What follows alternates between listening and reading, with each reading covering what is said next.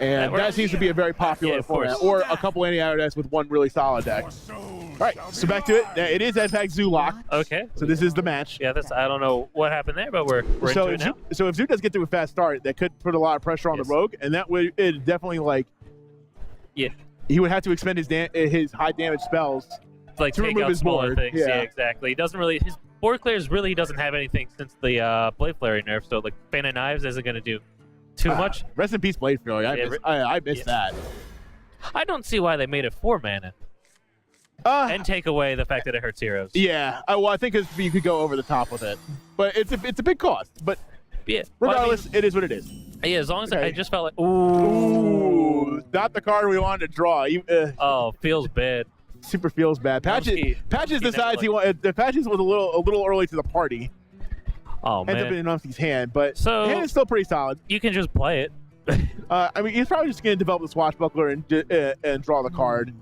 Yeah. It does. I mean, obviously, it's not the extent of thought stealing, so he doesn't know what he is. Yeah. But maybe he can get a Sacrificial Pact, or that card, Void Crusher. That's Grand Tournament. Oh yeah, Void Crusher. Is that a new card? No, Void Crusher is from Grand Tournament. It actually may come into play this matchup. Maybe it has potential. As the rogue, you are hero powering quite a bit. That was actually a really good discard for that. That was a solid discard. The Argus isn't needed just yet. You can even, if you want to be greedy, sap and make him discard another card he wants to play. I don't think he's going to go. You might be able to bait it. You might be able to bait out a backstab with that. Yeah. Or at least if you get a knife, which is probably what's going to happen. And get the trade out. Yeah. Oh, yeah, he's gonna get the backstab. Mm-hmm. So he will get the cycle. He'll get the cycle off the. Yeah. Who picks up Dark Peddler? The Dark Librarian. Try to think that from Pallicor. It's a nice pickup. It's a nice pickup. Demon Fire. See, that's a tech addition to some of the some Zoo decks, and I kind of like it. With the amount of demons you play, especially like Malgazar's Imp and Void and Imp Game Boss. You can get a lot of mileage out of that card. Yeah, and worst, it's a removal. Okay, now we're seeing the effect of the baiting out the backstab. Now that Brand is feels safer than just dropping it before seeing it. Yeah, he can't eviscerate. He won't have an eviscerate play for the Brand. Exactly. Or he can't. He won't. He does have coin, but coining out eviscerate's still kind of a clunky play. There isn't really a good way for Numskee to deal with this Brand, huh? I think honestly the best thing he can do is develop Patches and hero power. Yeah, that's looking like the safest play, at least. You could Patches coin Van Cleef. You could, well, no, that's not, because that makes a 6/6 Van Cleef. Even a 6/6 Van Cleef is still hard for a Warlock to deal with. Especially on turn 4. Yeah, 6/6 is on turn 4 is absolutely. But you still are leaving Brand. What are you afraid of from Brand bringing down? Well, if from coming down from Brand, you would be afraid of. In this case, the Dark Iron Dwarf is probably the best card that could happen. But I mean, from Numskee's perspective, what is he afraid of if he's just thinking in his mind, in his little head? I'm not sure. On turn 4, that's a hard call. Yeah. I don't think anything, really. I think you can honestly ignore the Brand for now. Yeah. I mean, you put the pressure on. I mean, in this case, he will see the Dark Iron Dwarf, but will most likely trade out for the Van Cleef. Yeah. At that point, your Brand's usefulness has already been expended. Yeah. I think you're okay with trading him in for a 6/6, considering how hard that card is for Zoolock to remove. Of course. So now we're I guess he's just gonna go take out the 6/6. Yeah, he's gonna develop his Dark Iron and trade out his Brand. Well, yeah, we traded a 3-drop for a 3-drop. Yeah, that's fine. And picks up the Tomb Pillager too, which is a pretty solid 5/4. Very solid 5/4. It trades evenly with the 4/4, but you get that coin value, which is. Coin is such a good card to roll. Getting those coins in Miracle Road makes things so much easier. Just so much fun. You can just drop Auctioneer and just coin, and just getting richer and richer. I mean, a coin is a free cycle and a free mana. That's why Counterfeit Coin, I think, is like one of the sleeper cards in Rogue. Well, not really sleeper. Everybody's using it, but it's such a strong addiction. Just adding more coins to your deck. I've seen some decks that run it, some decks that don't. Yeah. Usually, I've been seeing like most of it like 1 at most, which is still good. Yeah, it's still a pretty solid card. All right, comes down with the Doom Guard. This card's the other Doom Guard. That's rough. Although that's true. He can just kind of put pressure on the face, right? At this point, I think your best call is just to pressure the Rogue. the more pressure you put on the rogue, the harder it's going to be for him to want to do his little garbage. Incentivize using damage spells to get on minions. Yeah, of course. You want to make that rogue scared. Oh, he's going to go with the trade. So he's going to go with the trade out. I guess that's not too terrible. The worst. There's your boy. There's the auction. So auctioneer comes up in the hand. Not a very good auctioneer hand yet, though. No, not yet. You can get the coin, but that's still not going to do too much.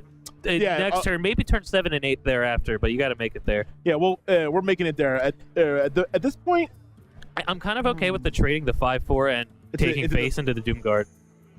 Because taking the 5, yeah, I guess because that would be progressively more damage if he did. And you've seen the second Doomguard come out. Like, you're not too afraid of that. You don't want, now that the other Doomguard's gone, his ability to burst you is much less. Of course, but always draw first. That's the right play. Picks up an SI. Not enough spells. No spells. That's always like when you're playing rogue, you're just like, I need spells. I want spells. Like, this is not what giving me minions. There's like 5 in my deck. This isn't what I want. Yeah. All right, so he is going to trade out. Yeah, it's a coin. Grabs the coin. Okay, there's. All right, well, at least it's on the board. Drake on the board's looking pretty solid. He can. That's not going to save him. I guess you have to Dark Petal or tap. That's looking pretty good. Dark Petal, or you can do Dark Petal or Argus. That's all. That's also a strong play. I mean, it still leaves your Dark Iron Door, but it allows you to. You can still pressure the rogue a little bit more. Yeah, of course. You can hit the rogue for 5 more damage. Force him again to trade. Force him to trade into your Dark Iron. We got Malchezaar's Imps. How many discards does he have left? I think he has 2 discards. He has it the should 2 be Soulfires. He has Soulfires and potentially one more Dark Librarian. Yeah. I've seen lists that run 1 or 2. It varies with the player. Yeah, he could be only running 1, which would mean that Imp is not as valuable. So based on this pickup, we'll determine what he has left. I can't see much value in the egg either. Even with Power Overwhelming, it's not that good. Yeah, that's not that's Dark Iron strong. Dwarf, it's still, or not Dark Iron Dwarf. They don't still run the new Abusive, do they? Some do, actually. So I've seen it, but like it's weird. Well, I just ate my words. There you go. Abusive it is. All right, so we're going to... He will develop the board or get a little wider. Yeah, he's going to trade with that Drake. He's a little bit afraid of things like bending knives, backstabs. Yeah, he don't want to overcommit, speaking of which. Actually, he can clear this board. And draw a card. He could clear the board. It is... And it won't cost him that many cards either. No, just 2 cards, 1 a spell. He doesn't really have prep for the bending knives to get much value with the Auctioneer. At this point... Losing your board again as the lock would be pretty devastating. Yeah, especially like now we're in turn 7. You have none of your Doom Guards left as a Zoo lock. Well, this is actually kind of showing exactly like what this deck is supposed to do. This Miracle Rogue is tooled out to deal with aggro decks, and that's exactly what we're seeing here at the moment. It's working out pretty well too. Are we gonna get a draw? We got a Thalnos. Draws in the Thalnos. Could be worse. So Numskee will have to clear the board. Look to clear the board out here. Yeah. And that will put him in head. He's only down to 23 health. Yeah, so the Zulok is actually kind of going, working, going at a methodical pace. Yeah. He's slowed down a little bit. He doesn't really have anything. Yeah. Everything kind of buffs everything. He needs to have an established board. Picks up his first Malchezaar. I just think that maybe the discard of the Doomguard might be. He also lost Darkshire Councilman. Forgot about that. So now here you can see the value of the Demon Fire. They're making a very large Malchezaar set. Now the question is, does he run Gray's Alchemist to get the permanent stat swap? Yeah, of course. Maybe he might. But I think we're going to see Coin Sap here. Yeah, you're sending a 1-mana minion back with a 2-mana spell. That's just now completely gone. But you cycle 2 cards, and you develop your Auctioneer, which is pretty much how you're gonna engineer your win. Yeah. Trade into the puppy. Sorry, puppy. It was nice knowing you. Oh, he does run a second Dark Librarian in the draw, so he will be able to get some value off Malchezaar. Yeah, I might even I could see him just kind of dumping most of his hand right here with a taunt. I think at this point, that might be the way to go at this point. Yeah. If you can get a nice board and taunt it all up. Yeah. You just have to be pretty careful. Unfortunately, like using the Abusive is like not a value play. No. But you'll at least develop a board with taunts. So you need kind of a board for Abusive to have value. It's kind of a shame in this situation. Let's hope he discards it. Ooh, I figured. Ooh. Okay. Sometimes lucky. Oh, that would have been really good to draw. Yeah. So I think right here we're just gonna see him develop the Argus, taunt up his board, and force Numskee to deal with the 2/4 or a 2/4 and 4/3. Which right now, but he does have another staff on deck and a Cold Blood. So Cold Blood just picks up a Swashbuckler too. He could probably get some cheap spells from the Rogue or out of the Rogue. Yeah, the Swashbuckler will actually add cards to his hand, but. In theory, you should. He will probably look to Cyclist first. Alternatively, see, Void Crusher, unfortunately, not doing a whole lot. This game. Card. I gave it more credit. I gave it more credit than it was due. Sometimes in this spot, it's not as good as it could. Like on turn 8, if he was just staring down to Doomguard, he could have dropped that and daggered up. I think the question is here. I think do you sap the Imp or do you sap the 4/3? And I think the answer is you sap the Imp and you just straight out the 4/3. Giving him the draw isn't the worst thing because you can't actually you might want to use that to go face the Eviscerate. Yeah, I think that's what we're gonna do. He's actually gonna put he might put pressure on it, but I think he's actually using it to trade to the 2/3. Oh, there's a prep. He's running out of time. We're gonna see a cold-blooded auctioneer is gonna get developed. A double second cold blood. I said monstrous auctioneer. Backstab. We're out of time. Look at that rope burn. I think he's gonna make it. He got the attack. He made it. Let's see what he got. Ooh, draws into the blood. A really nice pickup. Makes it a 4/5 or 12/5. Nice. That's a very large threat, and I do not believe Siphon Soul Pallicor can deal with it. Corruption. The corruption will save him. Well, the only thing you could do would be draw a small charger and Soulfire it. Yeah, that's true. I don't know what charger. Like maybe Argent. What is it, Argent Horse Rider? Yeah. I've seen some variants of play that deck. That's the most likely card that I would see, but I doubt it's. That would be the only solution, I think. Yeah. And that's going to be it. Numskee takes game number 1 convincingly with his Rogue, completely locking out that Warlock. And we see what the call out of the he called out the Warrior deck actually. In game number 2. We're going to see Pallicor's Rogue now. Well, I'm not sure. I'm not 100% sure what Rogue he's running, but it's looking like probably Miracle. Probably Miracle. Probably. Oh, yeah. Of course, that's going to be in there. I'm thinking maybe Questing Adventures. No, not Questing Adventures. I mean, I see QA does make some builds. Yeah. But maybe one. The idea is to get like big Questing Adventures and bigger Van Cleefs. Solid opener for Numskee on the aggro paladin list. Or Aggro Shaman. I'm not sure if Murgleson was the correct keep there, but it works out. He can work out next turn actually, because he's most likely going to drop Small Time Buccaneer. Yeah, we're gonna see our first patch. Your first patches of the day. My first patch of the day. Yeah, my second actually, which is surprising. I really like that animation. The cannon fire out. Yeah, pretty sweet. Actually, a lot of the new animations are really sick. I think. Yeah. Oh look, there's questing. Okay, yeah, so there is a questing adventure in the Rogue deck. I think he's going to answer that with his own small-time Buccaneer. Probably trade into the 2/1. Yeah, value trades. Yeah, that actually worked out a little bit better. Actually, I don't know if I hate that. No, that's a fine. That plays fine. You take out the largest damage minion on the board. Yeah. He can't really trade into your 1/2.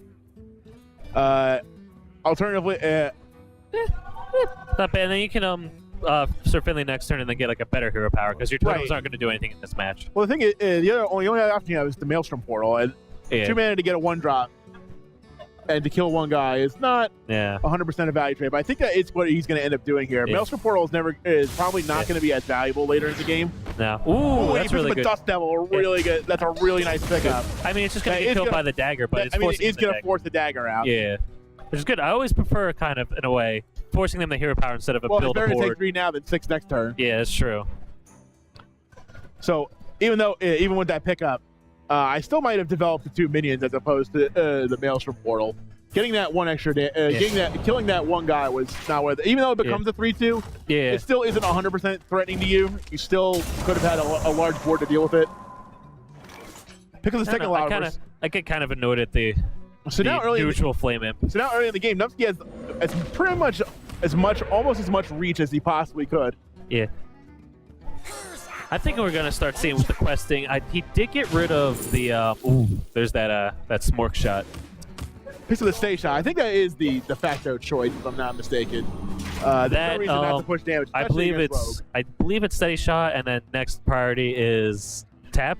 Probably left tap. Probably tap. Then probably ping or ping or shapeshift are kind of situational. Let's see what the rogue's got. Not really anything. He could coin out Tomb Pillager, but I think coining out Tomb Pillager is like really counterproductive. He can actually create. Yeah, I think coining out the Tomb Pillager actually is good because you can actually develop a large questing adventure next turn. Yeah, exactly. And clear out something that's potentially bigger. Yeah. Oh, picks like up the Flame Tongue. Yeah. Let's see. Like, what's this guy? He can clear out the Pillager, right? Or nah. He can. It will cost him either his board or a lava burst. So it is not 100%. It's not 100% a value trade. I think he's actually just going to push damage on the face. He might actually. I see no reason for it. There's no reason to trade here. Yeah, you're just going to give your opponent a coin. Yeah.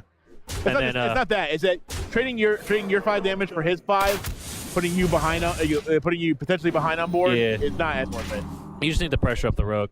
The rogue knows. He's got a few good options in there, huh? This is going to end up a couple of Eviscerate. We're going to see some questing. This questing is going to get boosted up quite a bit. Oh man, I love quests. Oh my god, I keep getting my feet tangled. The only thing is, he has to be careful. He has to kind of play around the lava burst, even though he doesn't know. Yeah. You kind of have to play around that. I don't think you can do it just yet. Yeah, of course. You always have to sit there, like when you're going against a shaman that's going face with, like he's going to have crazy burst damage, like for very cheap, and it's going to ruin my day. Well, it's just that you can't with questing being one of your win conditions. Yeah. At this point, you can't afford to give it up to a 3-mana card. Oh yeah, of course. After expending most of your resources, because in theory you would get probably a biggest if you did questing prep another card Cold Blood. Yeah. The biggest he would be he still wouldn't be above 5 health. Yeah. So it wouldn't be worth it in this case. Pallicor's not making any moves though. What's he doing? Trying to take it. I think he's taking his time figuring it out. I think he's actually going to take a more conservative line. Yeah. And just redagger. And just trade for the Flame Tongue and redagger. Okay, that works. That works. Well, that'll at least alleviate some of the pressure for the moment. Man, this shaman just keeps picking up burst. Look at this. Turn 7, he's got, what is that? So he had 10, 13 damage out of hand. Numskee with a ton of reach in hand. He has 13 damage of reach, not including hero power. Yeah, he's just gonna keep throttling on that hero power. We're actually nearing. He's actually nearing lethal. If he draws a weapon. Oh yeah, of course. In the next couple of turns, he has lethal. I think you just kind of go. What's he at now? 17, 15. He's thinking about doing it. He's killing a pillager now, huh? I think you may as well trade out your Finley. You can't. You still have 10 damage with 10 damage sitting in hand. You may as well remove his threat. I don't like how he just targeted though. Yeah, because that means he might. Because now Pallicor is just like, oh great, now he's got a lightning storm or lightning bolt. That kind of gives him a tell as to what he might be able to do. Yeah. He's like, he definitely has a targeted spell. It's his aggro shaman. It's probably. Now see if he go ahead with it. Let's see. He's just gonna go. Yeah, if I accidentally like hover over something, I actually go. Okay, he's actually gonna push the face damage. And right now in hand he has next turn, and the most he can do is 7 damage. He just picked up counterfeit coin.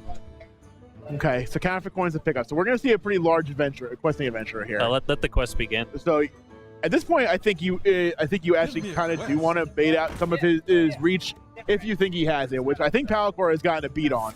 Yeah, definitely at this point, it's like these two. Why isn't he playing these two cards? That has to like occur to you at some point. But the Cold played to the Pillager is actually very strong. It creates an additional threat that doesn't put you 100% out of trouble. With a lava burst, so you can lava burst one guy, but then you can't do anything about the other.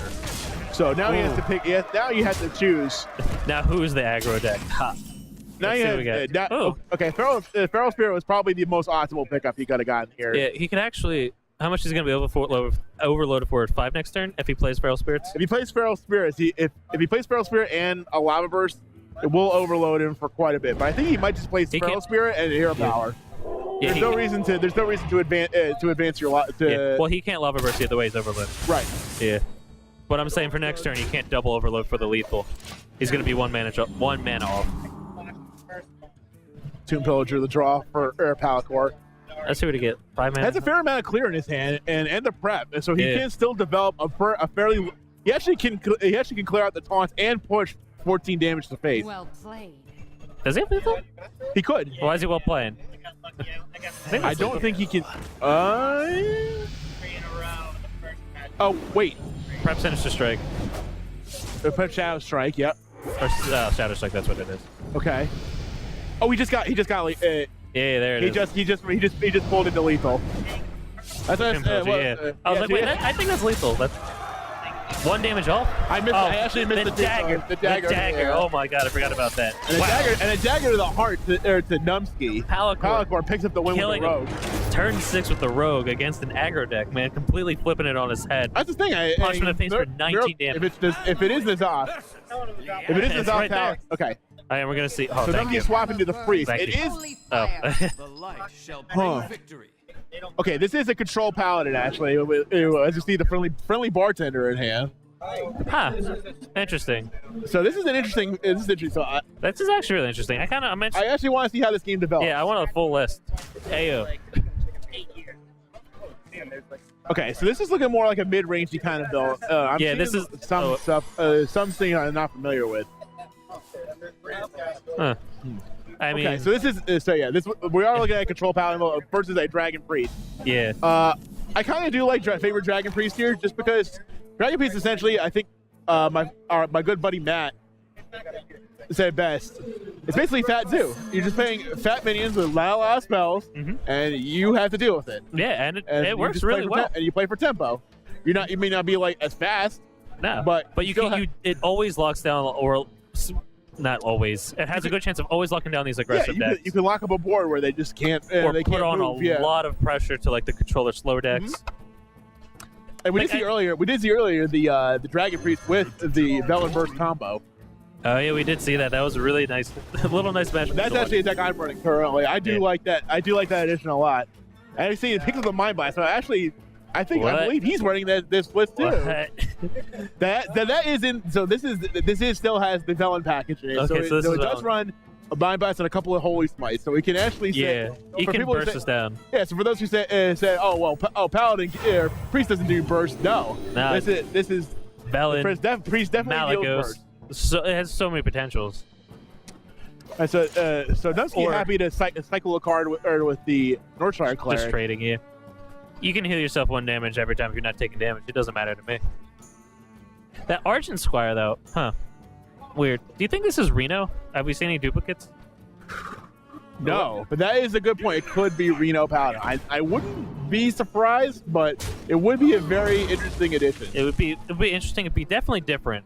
Not on fire. Always nice. I always get to see some of these like goofier, weird decks. Friendly bartender now shielded up. Getting that value. Now this is the downfall of Priest, the 1 health minions, because Priest is without a sweep, which Dragon and Priest typically does not run. No, they do not have an easy way to deal with one health minions other than trading. And like trading is kind of like, you can actually Worm Crest and Power Word Shield, like you get a bigger 2/6. Like, yeah, that's all right. Right, and if it does manage to live, you got the. So Numskee really happy here to develop the 2/6 Worm Rest Age. It picks up a Dragon Operative, which. Really strong card from this set. Probably one of the strongest, in fact. I really like that card a lot. It's been doing well for me on ladder. I've seen it do well in tournaments. It's kind of the engine that makes this deck go. It gets you free card. It's basically a 5/6 for 5, and you draw a card. Yeah. Of which you get to choose 3. And you choose 3 from your opponent's deck. And you get deck knowledge. Yeah, they're not deck knowledge. They're decks they're cards that are put into your opponent's deck. They were selected carefully. It's not just some random discover card. Operative will actually be pretty nice in this matchup. So we'll actually get to see exactly what's going on. Yeah.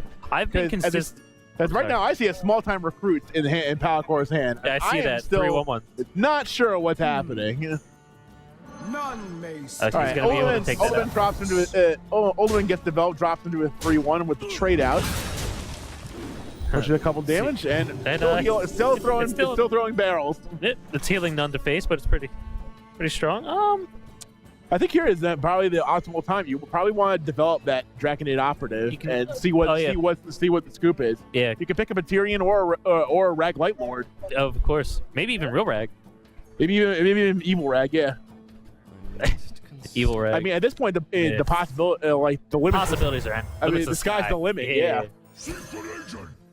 Let's see what we got. Okay. That was so quick. So quick. I didn't even get to look at that, man. Yeah, a snap keep of the Tyrion off the Discover. I didn't see the Tyrion. I saw Acolyte to the far right. That might actually end up being the dagger. Small time recruits. Now we get to see what one drops he's playing. Yeah. Okay, so this is not a Reno deck. No. By Yahtzee right now. So much to our dismay, it is not a Reno deck. Yeah. Oh well, it seems like very aggressive, but it has like. It seems kind of mid-rangey. Yeah. I want to almost say mid-range Paladin. Yeah, I'm thinking it's mid-range, but like some of these techs are like really weird. The low-cost cards, like Friendly Bartender and stuff like that. Yeah, I'm not sure exactly what the purpose is. I mean, it is static 1 healing per round. Maybe you can protect it with like a bubble. So getting the Abusive Sergeant off the small-time recruits, actually, I guess the only ones are Squire and Abusive Sergeant, so he knows exactly what he'll get. Yeah, those as long as three. He draws a 1-drop and his one small-time recruit. Wait, Friendly Bartender's a 2-drop, isn't it? Friendly Bartender is a 2-drop. All right, so I'm getting that confused. We got develops a new operative. Well, we know that he has acidic swamp ooze, so that's technically for future matchups. Rallying Blade, so Divine Shield, kind of like Divine Shield 1-drop or 1 health minions. I think right here, actually, the pickup will probably be. It's hard to say. The weapon is really good here, but Keeper Ultimate, but he's actually going to go for the weapon destruction. Yeah, acidic swamp ooze is really good in a matchup against Paladin. Well, probably for the probably is playing it a little safe, setting up for the Tyrion kill and weapon kill. Yeah. That's that new legendary, the 3-mana 2/2 to taunt Divine Shield. Burn Bristle. Yeah, that's his name. I can't remember none of the new legendaries other than patches. He has some pretty good. He has some pretty good value. So we know Tyrion's still in the deck. He saw the Tonko up too. Like, developed a. What's the name of that card? Can we remember that card, Chris? It's something bouncer, right? No, it's Grime Street Protector, I think, right? Yeah. The mouse is all the way to the left. There it is. Grime Street Protector. Yep. So he develops a Grime Street Protector. So as a 1/1 taunt, not bad. No, not at all. Not bad. And he's got really this board. He can't really deal with it. It's kind of like upsetting. I mean, he's forcing Pallicor to trade a lot, which is like working out in his favor a lot. Well, Pallicor trading out is actually kind of fine. Yeah. You still have plenty of tempo in your hand. You can definitely deal with this kind of a board. It's just you won't have a massive sweep from either a Excavated Evil or a Holy Nova. Kind of like in the Twilight Guardian coming down. I think it's a pretty solid drop. Twilight Guardian and Netherspite? Or maybe Heal Phase?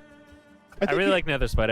I think here you Twilight Drake Netherspite. You may as well get as much value as you can, but I would Netherspite first. Obviously Netherspite first. Yeah. I'm always super greedy with the Netherspite. I just want to see what can possibly awaits me on the other world of Dragon.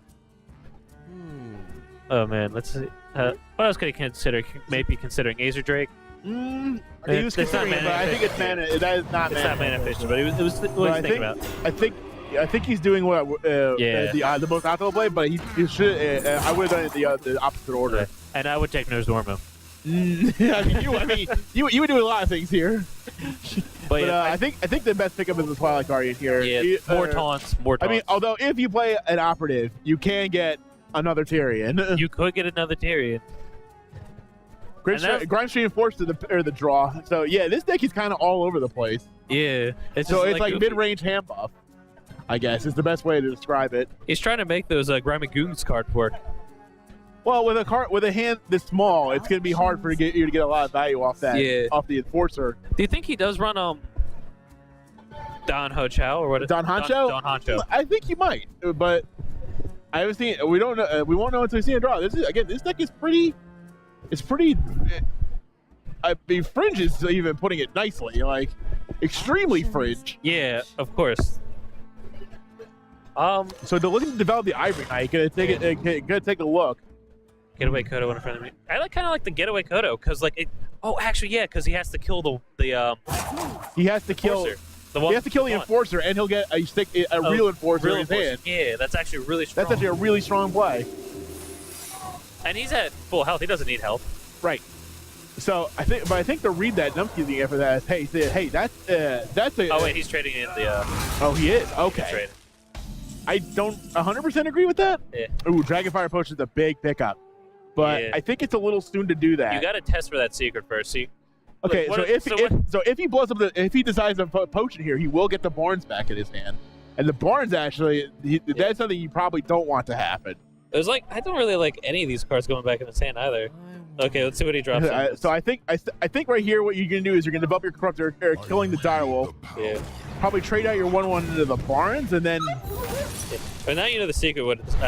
Wow. okay. Now you know the so you put secret. the wall. You put yeah. So now you know what happened. Now you know what the scoop was. So there's no more secret. I think you just I would still just try. Trading out and healing yourself doesn't seem great, but it might honestly be the best play because at least at the very least you're gonna look to trade with his Ivory I think Knight. from the previous perspective, like you're kind of seeing, at least from his eyes, it's a more aggressive deck with like Tyrion. So he's like he kind of wants to slow things down, get things on his playing field. Yeah, and at this point, dragons. At this point, the Pallicor is I'm just gonna start trading. I'm gonna buff these guys in hand. You're gonna have to deal with them later. But oh yeah, Numskee has tons of answers in hand. oh, of course. But this is gonna be a very hard board to deal with once now that it's developed.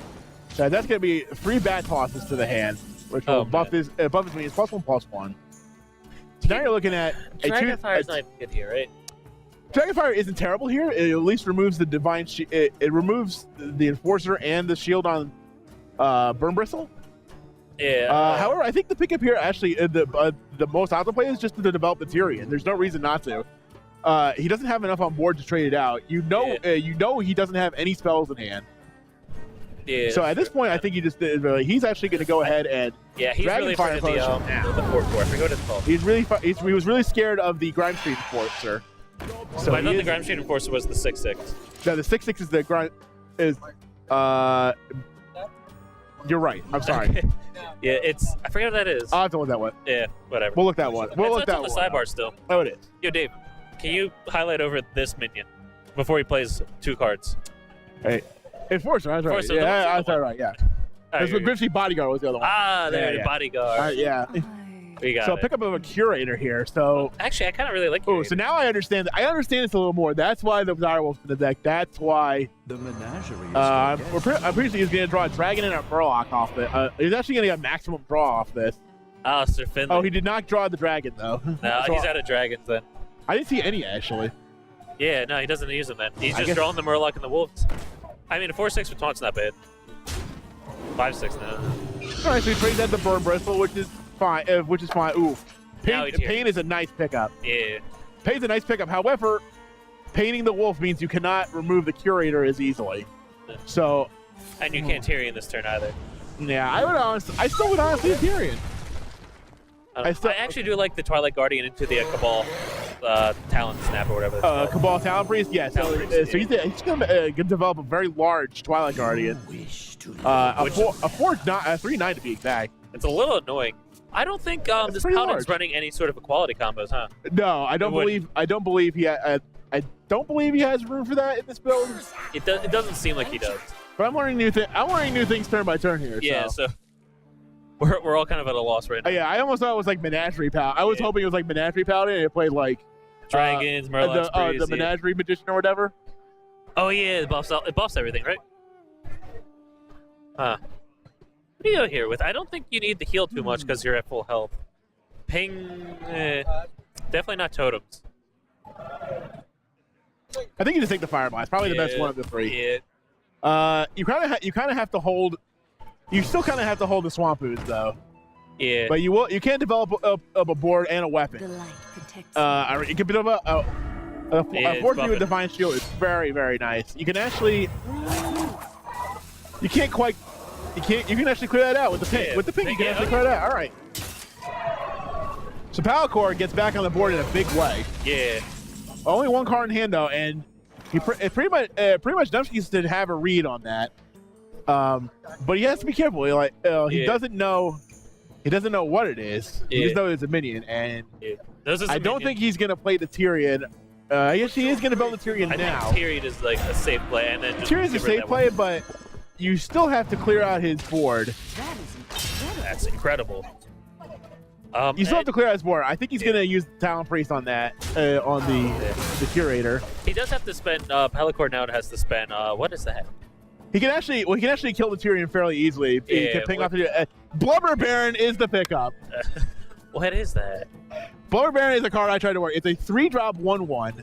When you play a Battlecry minion, it's in your hand. It gets +1/+1. Oh, okay. So it just okay. So it just got a +2/+2. I had one that was a 14/14 last Wait, week. why did he? He's gonna ping off the shield. Oh, that was a misplay. Yeah. I think he realized it now. But he actually like set up a pretty scary board. Yeah. It's slightly intimidating. You can see a lot of card draw coming down from those Drakes though. Mind Blast still in hand. He can keep drawing, keep drawing. Let's see what he picks up with the shield. Wait. So he's got double Mind Blast now.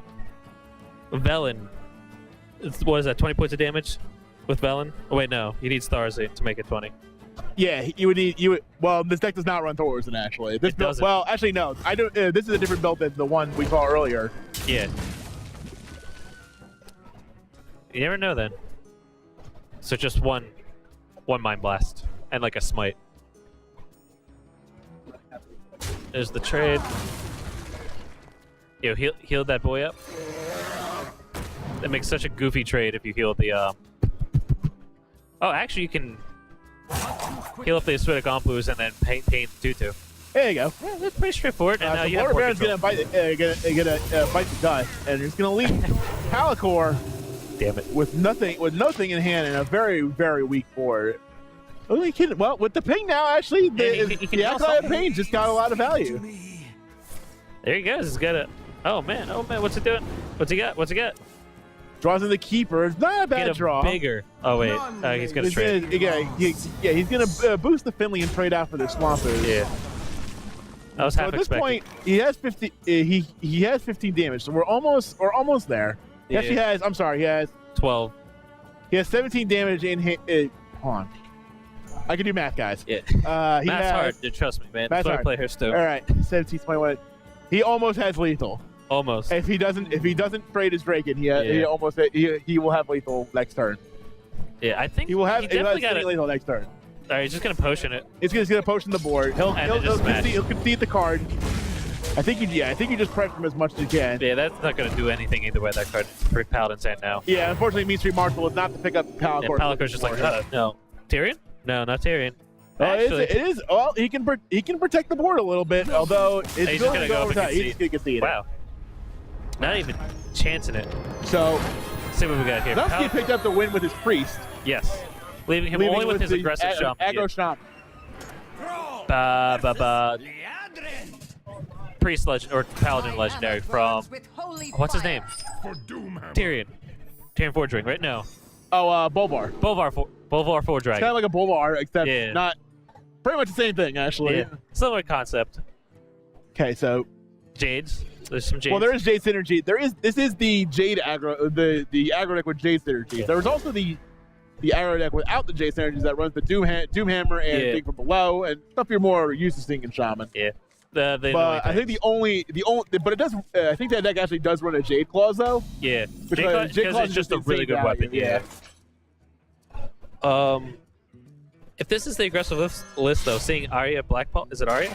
Aya, yeah. Aya Blackpaw is like a little bit goofy. Well, Aya is your top end. Is like the very top. Your okay, that's what you're saying. Unless you're running, you can run the. If I'm not mistaken, he is running the list with Finley, so he does not run Thing from Below.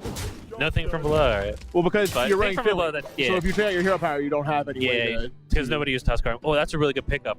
The Mean Streets. Grind Street Outfitter. Yeah, Gotcha, that's gonna buff his entire hand. Which is pretty big right now. Like not bad. It's got all the Keepers of Alduar. Even the legendary. Yep. Yeah, Ultimate? Sorry, Alduar. Burn Ultimate. Bristle. Yeah. Yep. Same thing.